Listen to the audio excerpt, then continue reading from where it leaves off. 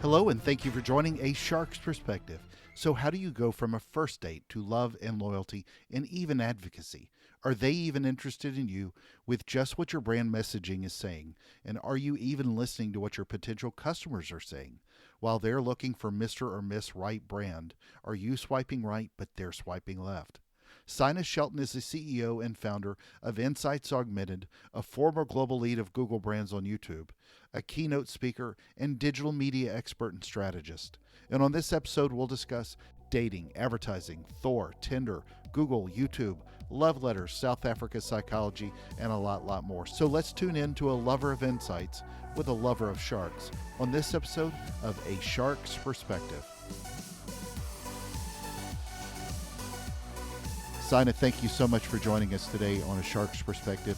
If you would, tell us a little bit about your background and your career to date. Sure thing. Thanks for having me, Kenneth. Of course. This is my first podcast, so I'm really Oh, excited nice. to get it done. And so I guess I was born in Guyana, which is in South America, a small village.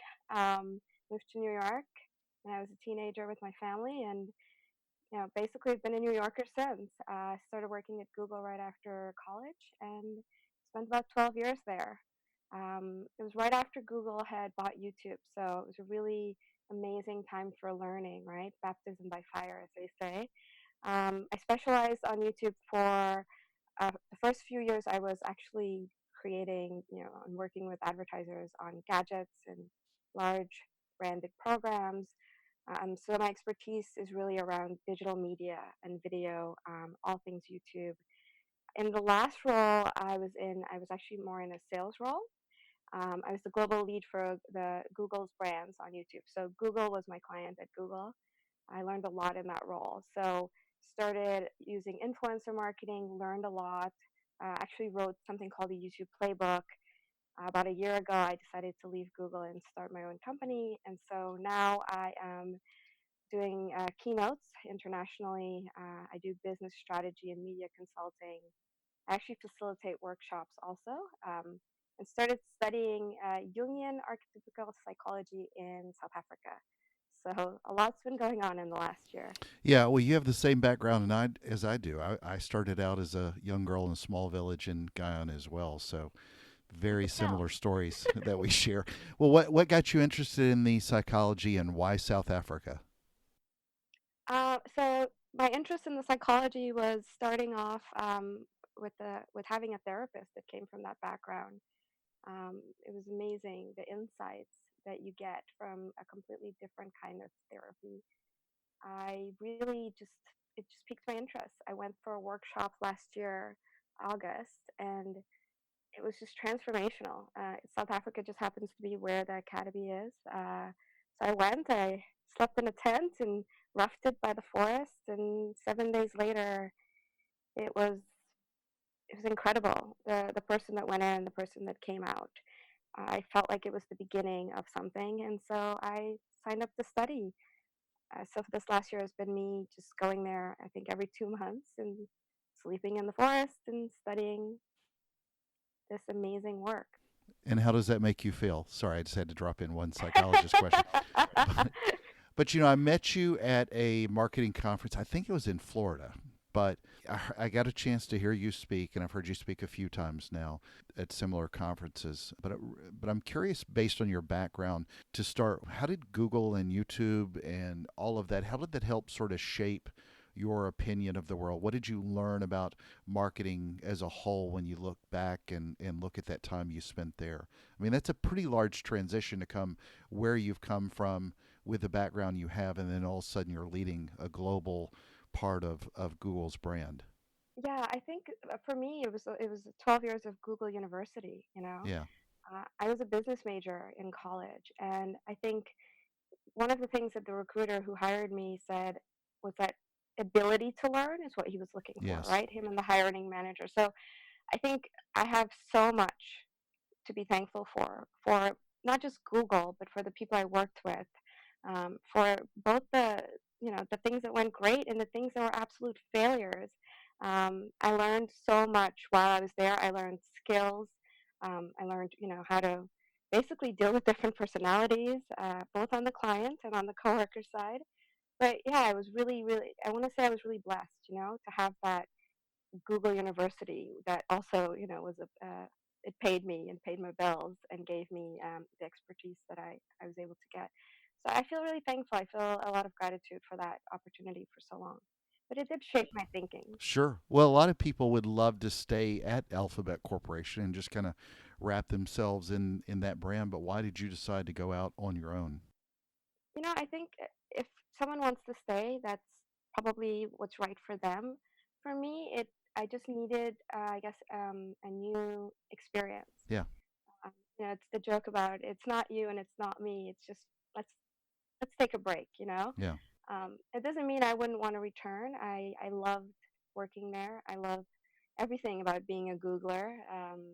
And I actually stay in touch with a lot of my friends, right? They kind of went beyond just coworkers. A lot of my good friends work there.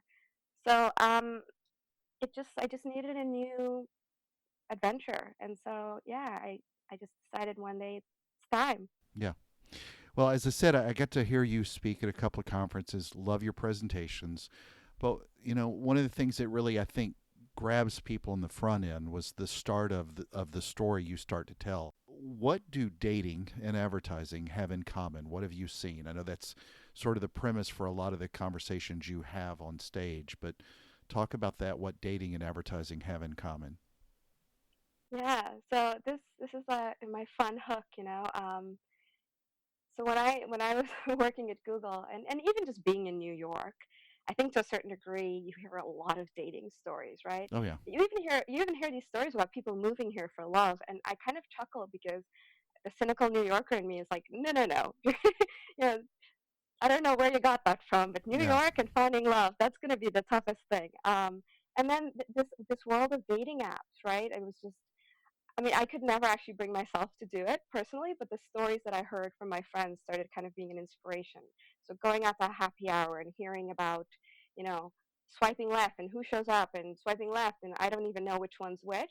And I started thinking about the new dating world we live in, this modern world of apps where now it's about, maybe you find somebody in this universal marketplace of the apps, and then you go to this amazing date, maybe with this gorgeous person that you're going to start to get to know.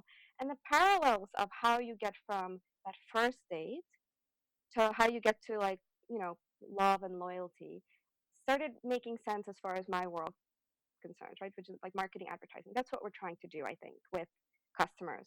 How do you get a customer from that first date to love and loyalty? And I think beyond love and loyalty, you want to get them to advocacy, right? So it starts with a conversation, with the first date, with deepening a connection, perhaps getting to that conversion. And I try not to touch that because it gets kind of raunchy, right?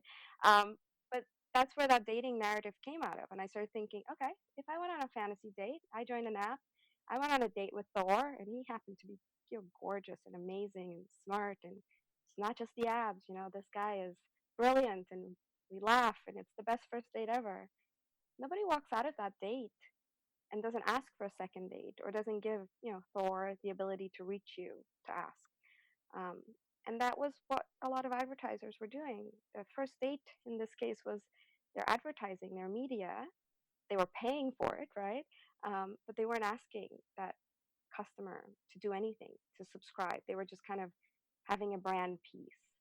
And so that was the inspiration for the story about how do we get that customer to love, loyalty, and advocacy. So your love story, though, starts that I've seen you do with presentations with a picture of Thor. Why Thor? What does Thor mean to you? Yeah, just a beautiful man with beautiful hair and the voice. He's the full package as far as fantasies go. Yeah. So Well, he is the um, god of thunder. I mean, right.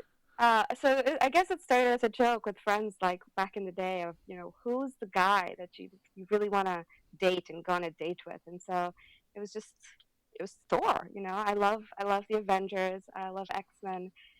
It's just really the most entertaining movies. And so yeah, Thor would be the superhero. So, what are the tactics that you propose? I mean, how do we start looking at doing that for our customers? What are the things you recommend us doing as marketers and advertisers? Yeah, great question. So I think it's the three C's, right? It starts with having that conversation, but having a two-way dialogue. It's with deepening the connection, but be interested in the customer if you want them to find you interesting. And when you get to the conversion, no conversions can be getting a subscriber, getting Yeah. them to sign up. It doesn't have to be buying something. And to your point, I think that so many people, not to get raunchy again about it, but it's almost like we've gone from first date to third base, with relationships with brands, or they think we are that quickly, whereas you're really looking for a much longer term commitment. Maybe it's not a marriage, but it's a long term relationship. And so when you look at that, how should we start approaching that sort of dating with as it applies to the funnel? Because I hear so often so many. I think of this as somewhat of a fluffy type subject, but you and I had talked about this before on just another conversation. Once this translates into real ways that keeps a customer with a longer lifetime value, that's when brands and CEOs and salespeople and marketers really start to listen to this. So, how do you take that approach and apply it to the funnel that we're in today? How does it fit? Yeah, so I have this opinion that we need to move really to proper full funnel planning, right? Not just segment where is awareness and where is purchase intent. If we're thinking, to the love metaphor, of course you can have a one-off conversion, right? You can have that one night stand with the customer. But if you want the love and the loyalty and advocacy, where they will recommend you to their circle and their tribes, then I think you have to constantly be working on those three C's every step of the way. Even if you're at awareness, right? Get them to have a conversation and a connection. Even if you have to use influencer marketing to do it, which I believe influencer marketing is an amazing tactic to plug in at every step of the way, along with your media plan when we are aligning with that funnel. So I think one of the best tools is influencer marketing, but one of the most amazing things is data, right? Mm-hmm. You have so much data out there. So why not let data help you write that love letter, so to speak, for that customer? What are some of the channels you've seen? I mean, obviously you worked with Google and YouTube, but if I'm a marketer looking at how I apply Google and YouTube to this process, how do I look at pulling them in to help love the customer other than just serving them ads or showing them some video, some random video that my brand's created? Yeah. So I have this. It's probably not the best joke, but I have this joke about what would happen if there was a beautiful young lady walking down the street and you wanted to court her, and then what you did was you walked up to her and you said, "Hi, it's me," and you just went on a complete rant about Right. yourself and how great you are. And I keep coming back to this because that's how I think a lot of people do advertising still, where they talk about their brand and me and why I'm great. Mm-hmm. Whereas I think if you take a step back and you say, who is the customer I'm going after? What does he or she look like? What is their behavior? What are their interests? Right? Then you can properly leverage the data to really inform how you're going to approach them. And I think with Google, for example, you have a lot of data about that kind of interest, right?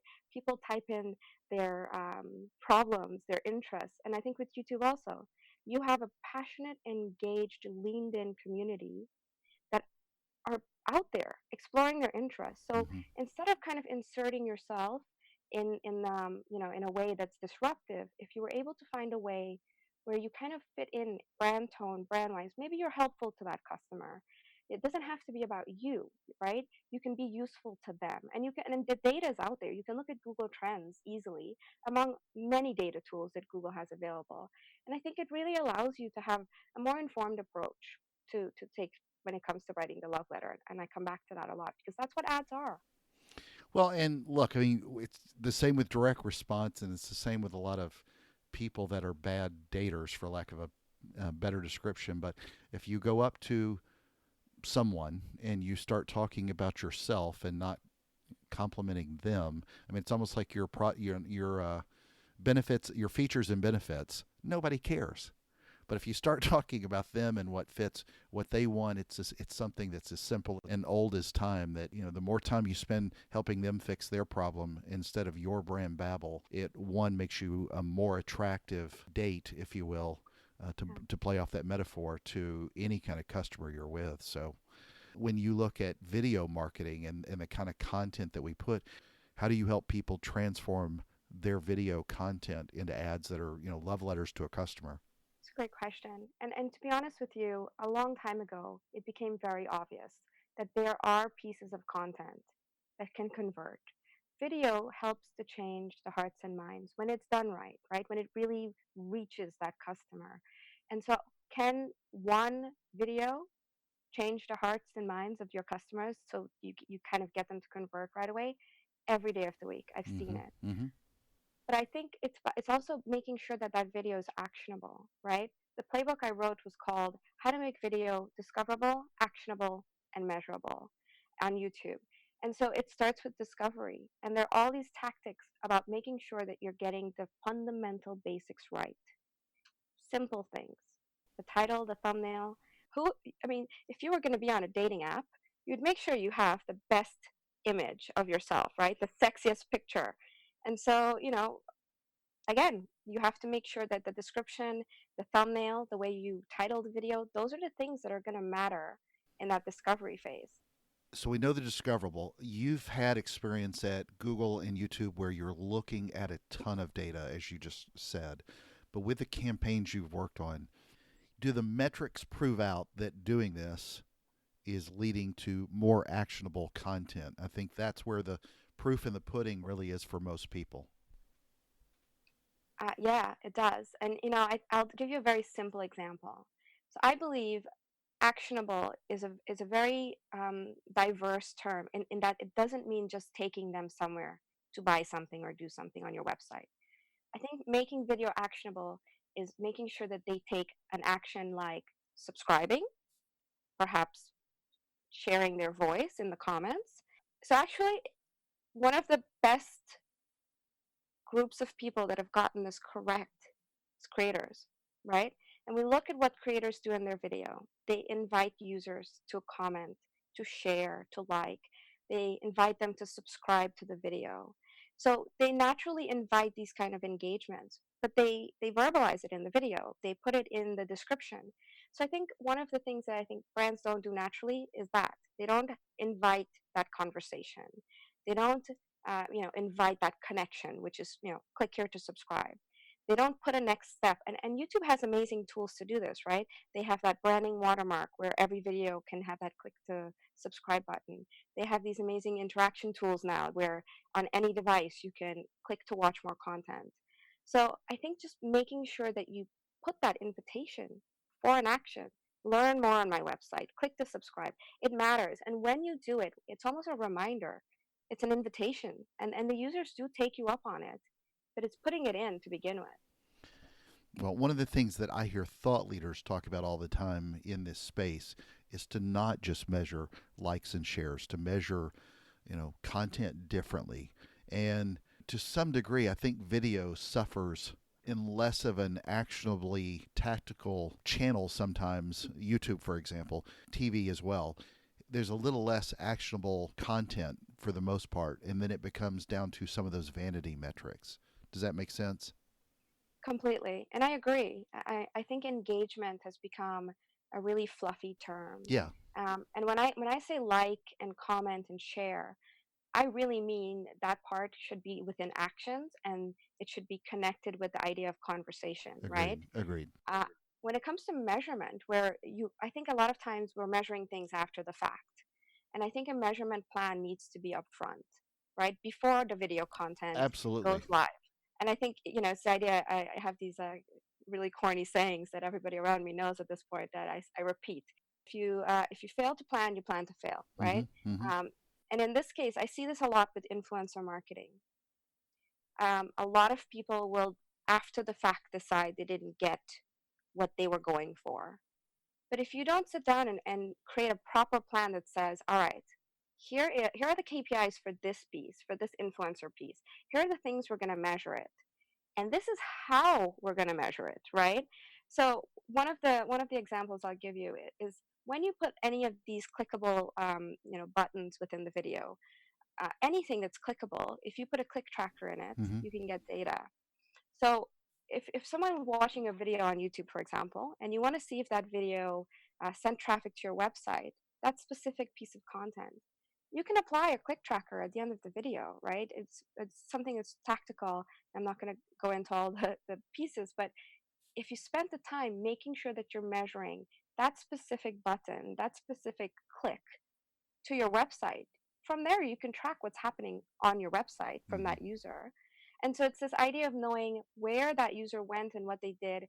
And even just looking at something like YouTube analytics, you would be surprised how many insights can be gained. For example, are you actually reaching the demographic you're going after? That's something that's been illuminating when you start to look at different brands, and they have no idea this wealth of data can inform their strategy. Well, I just said it again yesterday. A goal is just a wish without a plan, and it's a paraphrasing an old French poet. But I don't know very often in hundreds of conversations with people where they're putting together videos. They think about the content in the video, but not the actions that are taken after, and that whole strategy. It's just they get so focused on putting up a video. It's got a lot of brand messaging and all that stuff, but it really doesn't. They don't finesse it through the funnel nearly enough. So, Yeah. any channel has some limitations. When you look at Google and YouTube, what are the opportunities for things that they could do to make this whole, love fest even better? Yeah, it's a great question. So, from a very tactical standpoint, one of the, they say every problem is an opportunity. One of the areas I would have to continuously tackle with the advertisers I've worked with is how do you clean up, right? How do I take this TV commercial that's already been uploaded to YouTube and now turn it into a digital piece of video, Yes, right? yes. So how do I make it digital ready? So this idea of TV to online, I think there can be better tools, right? Whether it's Google or YouTube that creates it or some other platform that just makes it easier as that transition's happening. A lot of advertisers are getting more savvy about making content for online, but they do have existing TV commercials and things like that, that if we just made it easier for them to maybe add the frames at the end and insert the tools that I'm mentioning. So make it easier for them to transition the content that they already have and easier for them to build for the platform in mind, right? One of the things I say in my keynote, which you might have heard, is avoid the corners because brands are still putting Oh in their yeah. logos in Yes. places and it gets blocked, right? I And then it remember kind of that. looks flimsy. Yeah. Yeah. So I think I don't want to say it's just education because I think it just needs to be an easier tool or some kind of you know um, optimization Well, it's as piece. simple as like when you see people take Instagram videos and they go landscape instead of portrait. So uh, same thing, and then it just looks half-assed when it airs. But I do remember when you presented it that way. Yeah. And it can be very easy. You can just check the box perhaps to say this was a television commercial or this Exactly. was made for TV, and then perhaps there's some kind of tool that comes in that says, okay, well let's modify it before you make it live and help it to be in this online ecosystem. Well, and I also think it's really important, though, and I'm curious about this. I talk about a very omni-channel approach, and it's not just with, all the Google properties. Per what you were just saying, there's so much noise that's out there. Stuff that they see on Facebook, stuff they see on TV, stuff they get in email. How do you help, the brands you work with position these love letters, if you will, again across all the channels so that it really helps tell that story as well across all the channels? So this might sound a little bit of a fantasy, but I'll go ahead and I'll say this. I think this idea of made for, where it's made for TV, made for YouTube, made for Twitter, it's just like, well, take a step back. Hmm. It should be made for audience, right? Thank you. And that's one of the presentations that I do give. It's this idea of let's get away from the platform and the brand and let's make it for the audience. And if you did that, Kenneth, I think you would get to a place where you would look at the platform as just a delivery mechanism. So you would kind of get away from this idea of like what's the most optimal video, and you would say what's the most optimal content, what's the creative piece of this that I need to work on. And again, data is the gold here, right, to reach your audience. So you'd get to your audience with that content, and then you would just hopefully have some optimization tools to take that content and modify it for the delivery mechanism, right? But I think there's such a powerful thing in just saying let's stop with the made for as platform and start to say made for audience. It'll find its way to the customer if it's great content.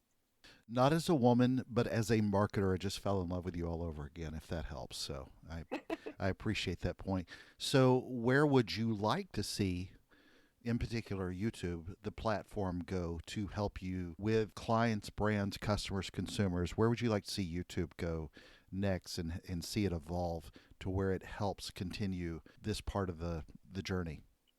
So maybe I will answer your question by not answering it. I'll say where I wouldn't like to see it go, Okay. because I'm starting to see these trends where a lot of us have kind of moved away from spending as much time on Facebook, for example, because the feed starts to look a bit like a wasteland of stuff, right? It's Yeah. overwhelming. At least I know in my circle of friends, that's something that we've discussed where the professional aspect of our lives, we basically kind of shifted to LinkedIn.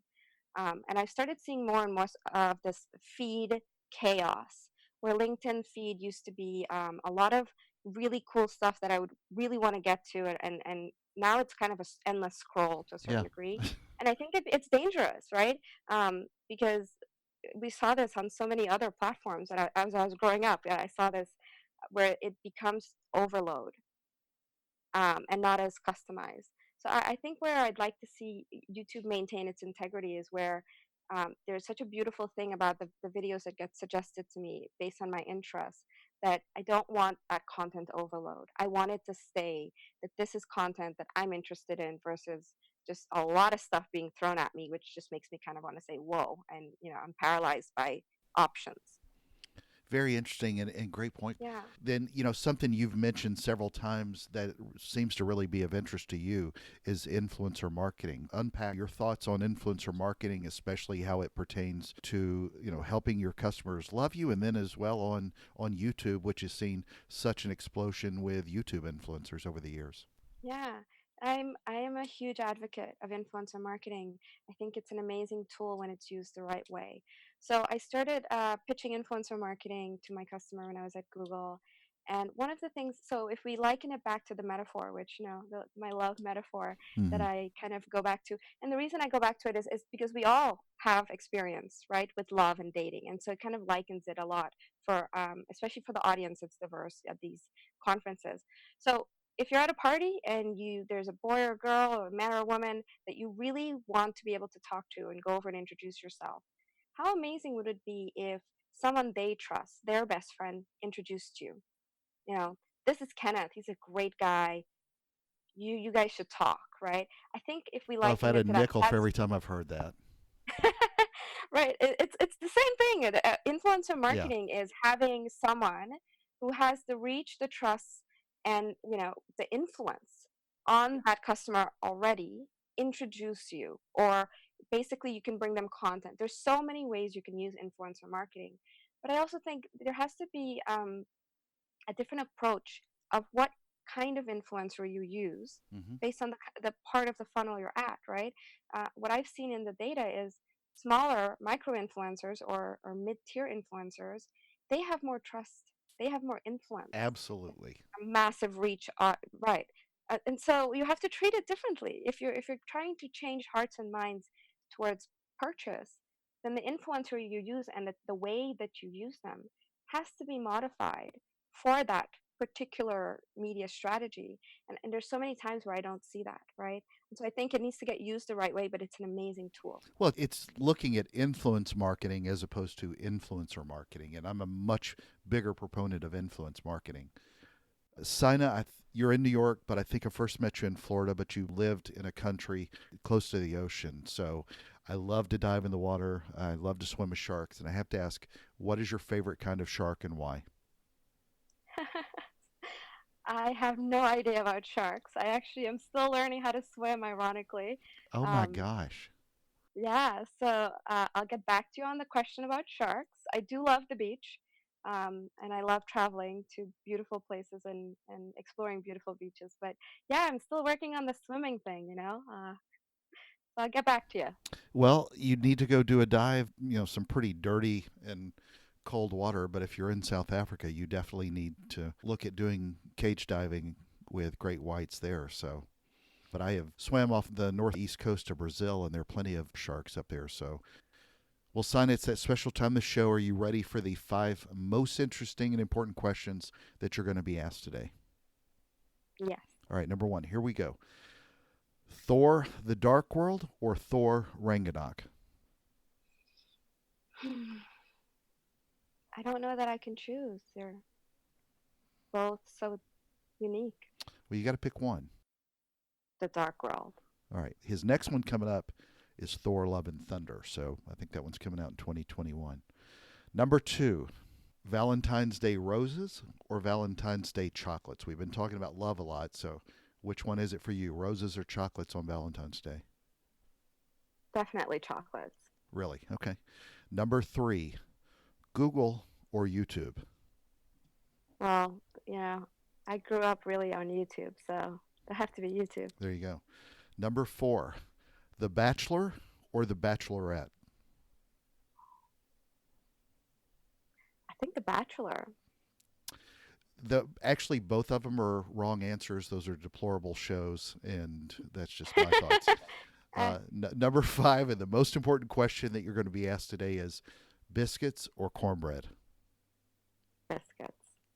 All right. I So, could never get into cornbread, Kenneth. I just couldn't do it. all right. Well, we'll hold that against you either way. So, Sino, where can people find out more about you? Follow your thoughts on YouTube, Google, Thor movies, everything else, and more.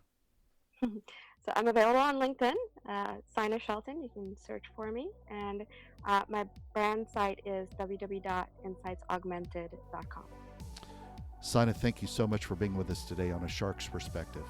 Thanks for having me, Kenneth. It's been fun.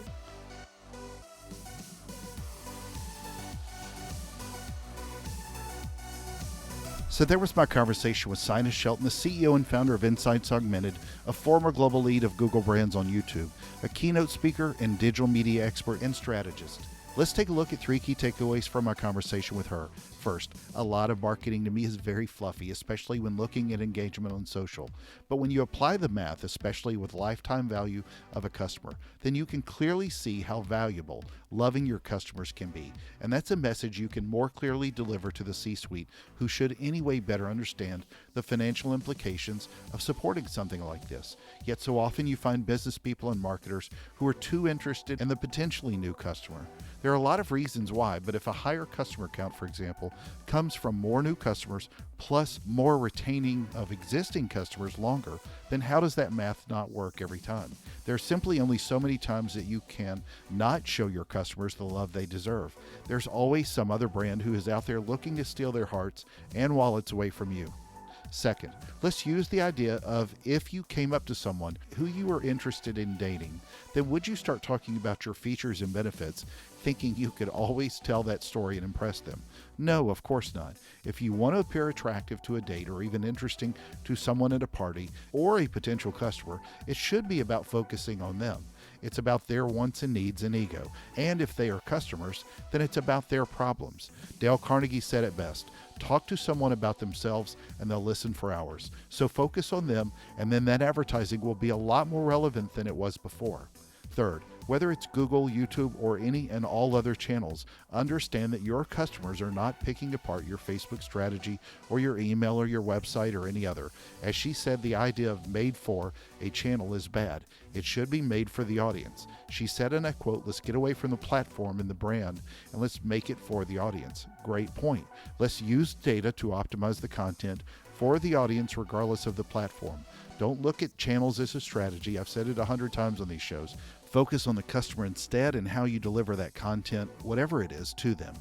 Got a question? Send me an email to kenneth@asharksperspective.com. Thank you again for the privilege of your time. Now be your own avenger and avenge some previous bad habits in marketing and advertising, and join us on the next episode of A Shark's Perspective.